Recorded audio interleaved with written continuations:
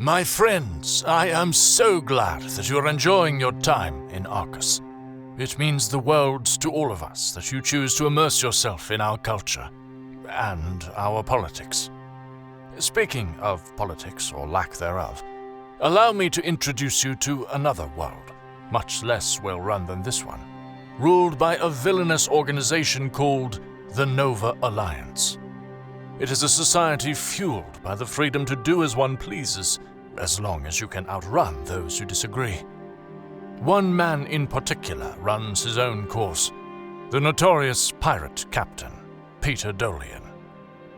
It is purely coincidental, of course, that Captain Dolion sounds a bit like me, and the keen-eared among you may hear the voice of Dr. Fillion. Perhaps it is an alternate universe, where the tides of time and history have changed. My friends, without further ado, I hope that you will enjoy the following episode of the Nebulous Saga. They call it the Void. The inky wells of deep space are barren of shape and color. A paradox of infinite nothingness. Like a grim leviathan, the starship Nebula glides into view, rippling through the fabric of space, her solar sail glittering in reflected starlight. High on the bridge, a figure stands at the glass, staring into the stars ahead. He is afraid. This is the Nebula Saga.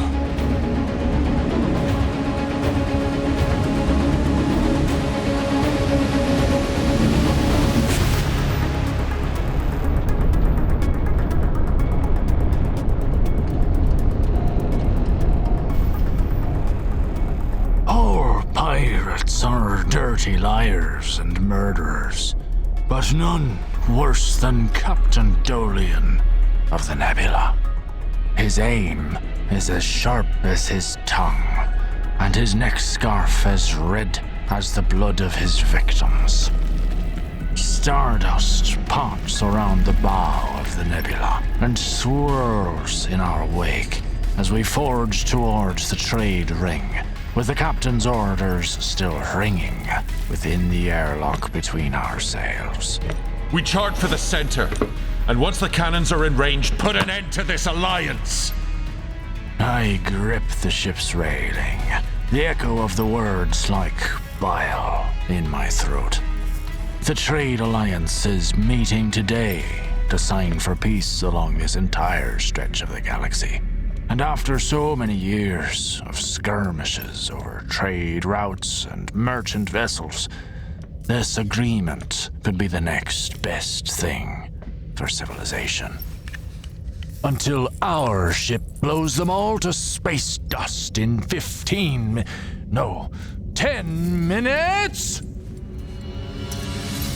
How has it come to this? How have I come to be standing at the prow of this death-bringing pirate ship? I glance over my shoulder at the crew bustling around their stations, securing ropes here, readying on deck harpoons there. If I let them see even a sliver of my fear, they'll send me to the plank to meet my doom outside the airlock in the cruel silence of the void. The same void that claimed my family all those years ago, thanks to this very same pirate crew. I grip the railing tighter, lest my trembling hands give me away. 1,000 innocents will die, all for the captain's vengeance, and I cannot stop it. What can one man do against such insurmountable odds? Nigh on 20 men in this crew, each as cutthroat as the captain they follow.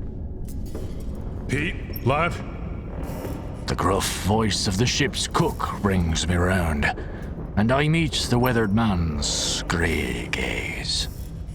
The blue and purple tones of the starlight globes hanging from our lantern hooks cast shadows in the deep wrinkles of his brow.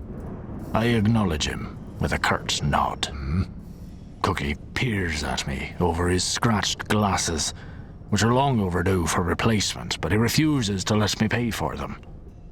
You sure about this? I lean my hip against the railing, pulling my tailcoat around me to button it. My quivering fingers betray me, and I mismatch the last few holes. Abandoning the effort, I smooth my scarf over the mistake. Don't see how I have much choice.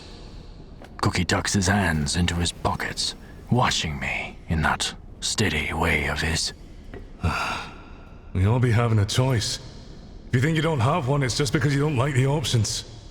I fidget with the ragged end of my scarf, looking away from the old man's gaze as my chest knots.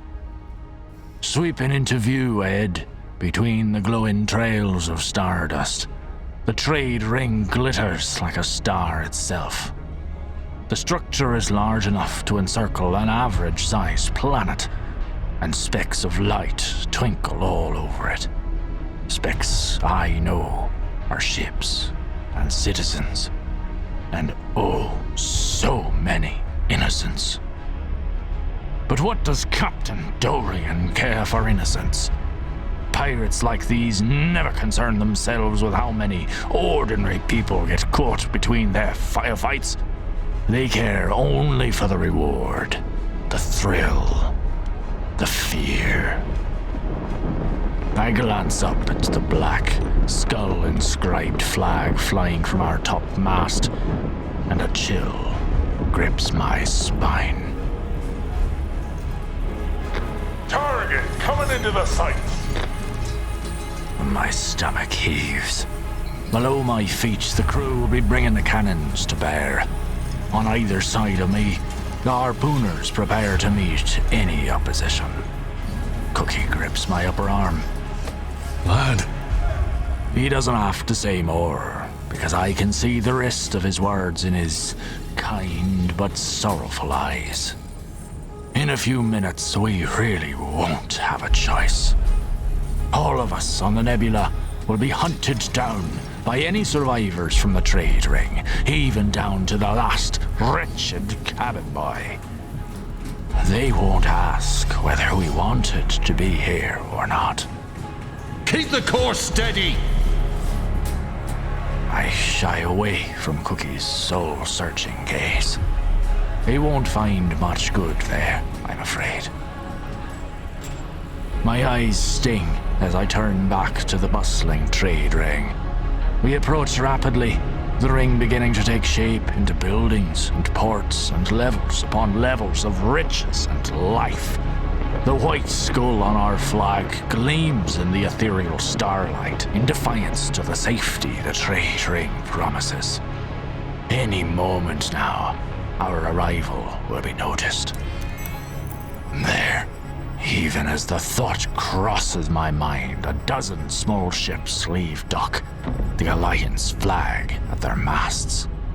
My heart whispers a silent no, but the captain shouts the order to send a round through their hulls. They don't stand a chance. The boards shudder beneath my feet as the harpooners fire. A streak of light flashes between our ship and the leading Alliance vessel, and in an instant it explodes. One moment there's a white-sailed ship shedding a wake of stardust. The next moment a ball of fire devours the craft inside its oxygen airlock, then vanishes almost as quickly as the blaze starves of air. And all that's left is ash and burnt stardust. We all have a choice. Peter, lad. Cookie's gaze captures mine again as our harpooners make quick work of the rest of the oncoming vessels. Not anymore. I gave up my choice years ago.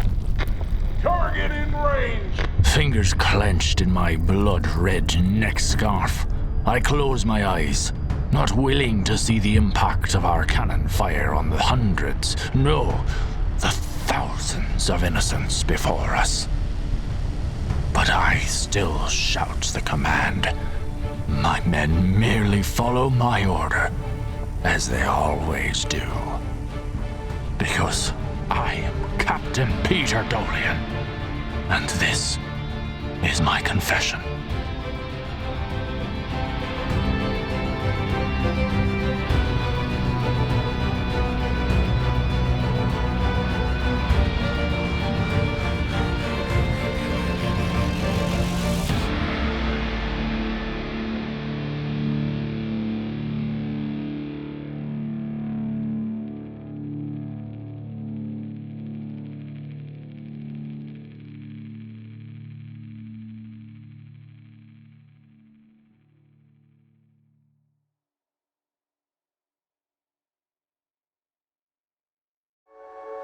If you're a fan of immersive audio fiction, you won't want to miss out on these shows from Packhowl Media. The Madness of Chartrulean. Will this world accept my vision of the future? Or is all of this a mistake? The Nebulous Saga. You killed my family. They killed mine. And for 10 years, I've been making the Alliance pay. Tales for Howling at the Full Moon. It is not my worth that brings me here. It is my calling. Another day, another chosen one. To learn more about our shows and find out how to support independent creators, visit packhowlmedia.com